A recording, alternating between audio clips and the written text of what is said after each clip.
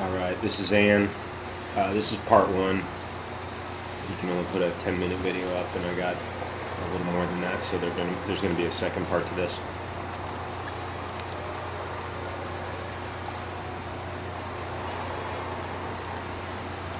So, like we talked about last week, one of the things I noticed here was that you were really pushing with your hips to increase rotation or streamline, or however you want to look at that. But you can see it causes a bit of extra motion, and any extra motion or unnecessary motion in your swim stroke is going to create more drag, more turbulence. So later on in the video, we eliminated that. With the forward reach, the way I can tell if there's room for improvement is there space between your arm, shoulder, and your head at the top of the extension, and you can see that really pretty clearly with both sides.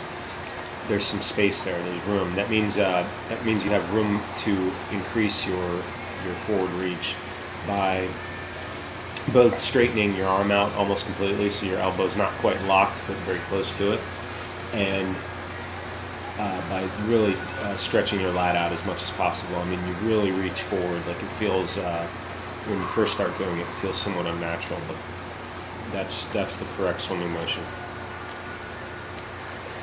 Body position is good. Your breathing is comfortable.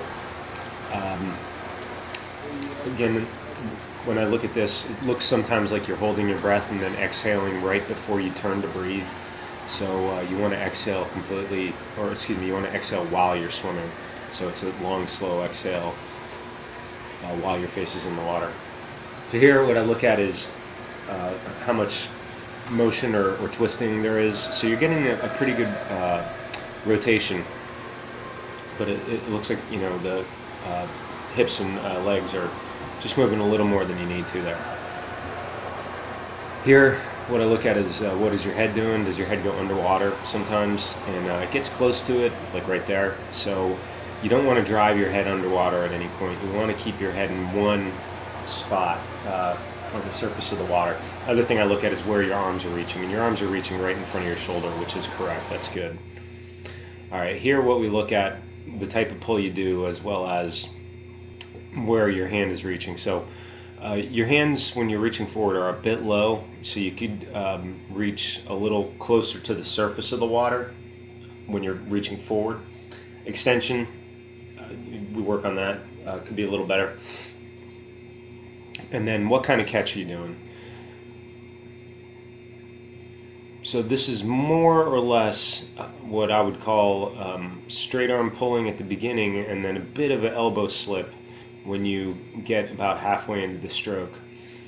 If you pause this and look at it frame by frame, you'll see some of that. So what you're going to want to move to is really working on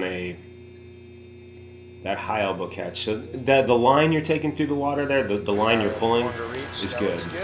No problems there. That's what I was looking at from the front. So here, had you reaching long and reaching forward. And I think we also talked about the forgetting entirely about the hips. So you let your arms do all the rotating. And this looks really smooth. So, you know, watch this and then go back and watch the first part. So this is a nice streamline, a really good reach forward. It looks really good. The only criticism I can make right here is that there's maybe just a bit too much pause, but you're retraining yourself. So anytime you retrain your swim stroke, there's going to be something else will give, and that's fine. But that looks really good. That's not you. Sorry about that. All right, here, working on the reach forward again.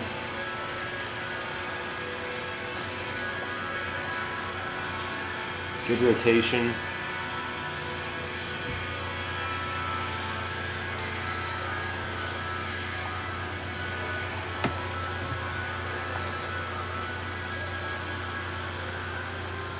that looks very smooth. It looks like sometimes There may still be a little more of a turn with the hip than you need to do. Here we're trying to get a good forward reach. All right, and then I know this one we talked about not really pausing that much. And you're definitely swimming faster here. You can see the tempo here is increased. You're still reaching forward very well. You're getting a good reach. So if you can swim like this, at least in your harder sets where you're doing any sort of excuse me, moderate hard effort or 100s on a short interval, things like that, you would want to swim like this. When you get to longer swim sets, that's when you start to incorporate maybe a little bit of a glide or a little bit of a pause. But by and large, you want to swim fast in your main sets in order to have that speed go up and down, in the sense that your shorter stuff will be faster, your longer stuff will be faster. It's the only way you get fast is by training fast.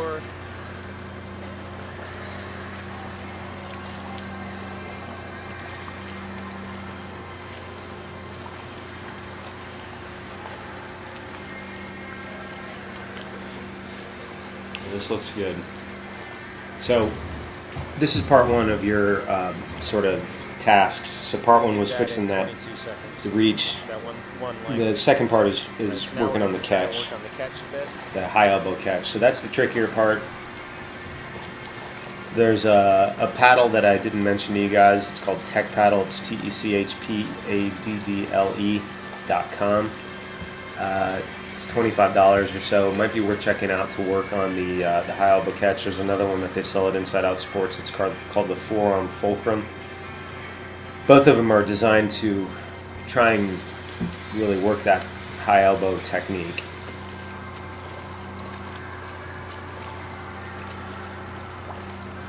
From above water, I would say what you're doing here is kind of still that straight arm pulling.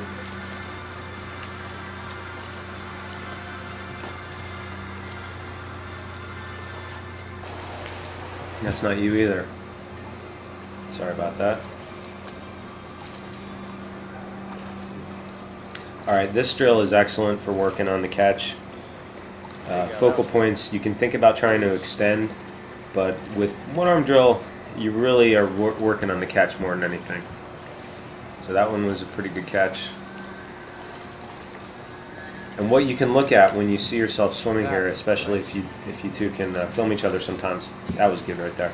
When you look at the catch from above water, you want to see that hand and forearm sort of disappear from view, like under the elbow. If you see the hand and forearm throughout the entire stroke, then it means that they have not gone vertical relative to the bottom of the pool. So you're getting some really good ones here with your right arm. So your right arm is doing a lot better with the catch motion than the left on many of those. See that? So it's like a scoop or like you're rolling a barrel past you, as if you were pulling yourself up a wall if the water was a wall of water.